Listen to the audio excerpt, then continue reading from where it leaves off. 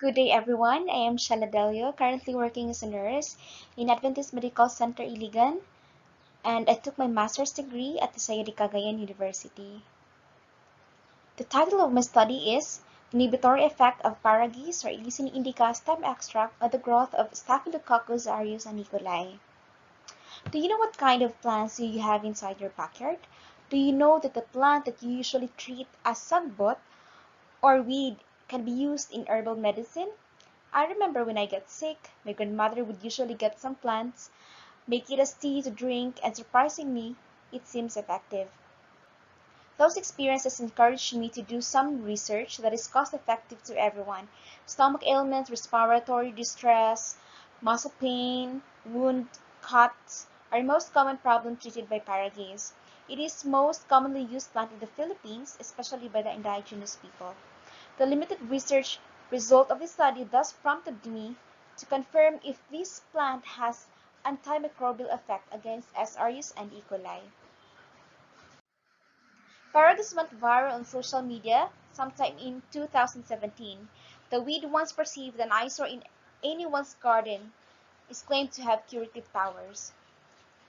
Despite its lack of official recognition from health authorities, people from different cultures have been using Paragis as a home remedy for certain ailments. Ilusin indica was utilized, collected at Puruk 6A Bureau in Iligan City, and the plant authentication was conducted at MSU IIT Banga. And also the preparation of plant sample and the phytochemical screening, confirmatory tests of the compounds present in the plant was done at Adventist Medical Center College. And the evaluation of the antimicrobial property of the stem extract was conducted at Adventist Medical Center Laboratory.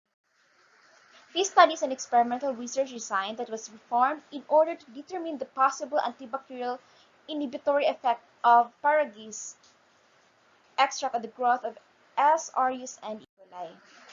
S. aureus and E. coli were collected at Cagayan de Oro Medical Center with serial number ATCC or American Type Culture Collection 29213 and 259224 E. coli. Then were transported in a closed container, traveled to an AMC laboratory, then placed in incubator. The fresh plant of Ilusin indica was manually collected, and the plant material was cleaned with running tap water to remove dirt and dust.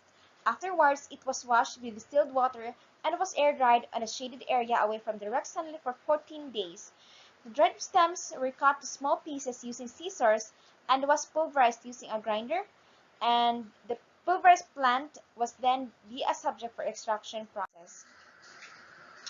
Here are the procedures regarding the extraction of ethanolic plant extract of Ilusin indica.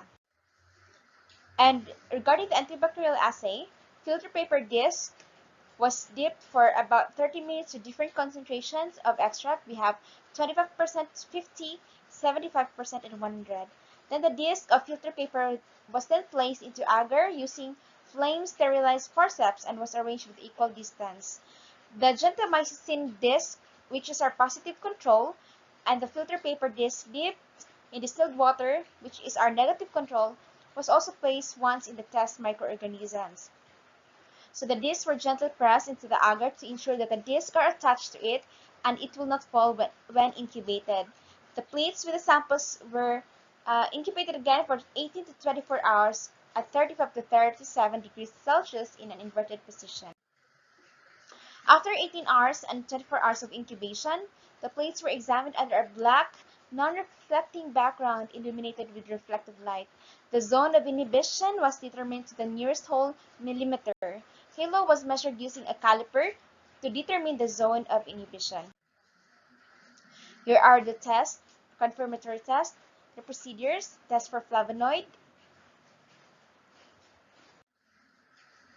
and we have here also the result in different concentration as indicated in the zone of inhibition. Our positive control treatment, which treatment positive has 15 millimeter, and the rest are 0. So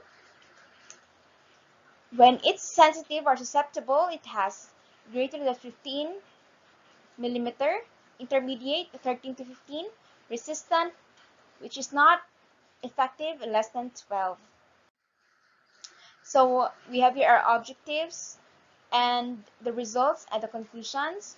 The result reflected that there is no inhibitory effect of Illucin indica stem extract in different soaking time as indicated in the zone of inhibition. Number 2, to determine the significant difference in the zone of inhibition of Illucin indica in S. aureus and E. coli. The results show that only the positive treatment has inhibition. The results reflected that there is no inhibitory effect against S. aureus and E. coli. Thus, Illucin indica is not effective against S. aureus and E. coli. Our third objective is to ascertain if there is a significant inhibitory effect of Illucin indica on the growth of S. aureus and E. coli. The conclusion: these results show that only the positive treatment has inhibition. The results reflected that there is no inhibitory effect of Paragis or Illucin indica stem extract against S. aureus and E. coli. And our fourth objective, to identify phytochemical properties of Paragis. We have presence of flavonoids, alkaloids, and tannins. So the conclusion is it has antimicrobial properties. The findings of this study support the view that not all medicinal plants are promising sources of potential antimicrobial agents that may be effective for the therapy of human disease. Based on the findings of the study, confirmatory of the ethanolic stem extract of Illucin indica for the presence of flavonoids, alkaloids, and tannins were positive. Illucin indica stems are not effective against S. aureus and E. coli. And Illucin indica Paragis stem extract does not have significant inhibitory effects on the growth of S. aureus and E. coli. Nurses as frontline of healthcare are expected to have some more research of this promising plant and its other usage and benefits. And for the DOH, information about health benefits has been largely limited to that provided by the relatively few advocates of their use. It is also just suggested to give importance of this commonly seen plant for further studies. For future researchers, it is suggested that a study may be conducted to compare the inhibitory effect of pure extract and extract with ethanol. Perform another phytochemical screening for other properties of the plant, not just for its antimicrobial properties. Replicate the study using different microorganisms, and because medicinal herbs are not without therapeutic effect, they, like other pharmaceuticals, will be toxic at some dose. Medicinal herb like Illucin indica should thus be tested to characterize both its acute and chronic toxicities.